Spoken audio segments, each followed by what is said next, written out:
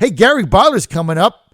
He knows a thing or two about these conventions. I remember, I'll tell you the story again before he gets on, because I don't want to embarrass him when he comes on. But when I first got to Virginia, I got transferred up here by the Tribune Company to be the editorial page editor of the failing Daily Press, which was losing subscribers in the suburbs.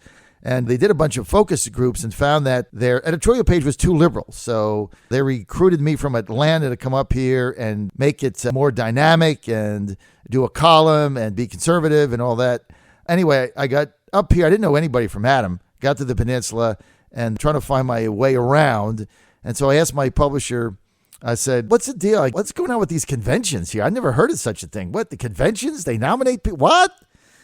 He's like, okay, here's what you do. Call this number, Gary Byler. He knows everything about conventions. He's the guy. Just call him up and he'll tell you. So I get the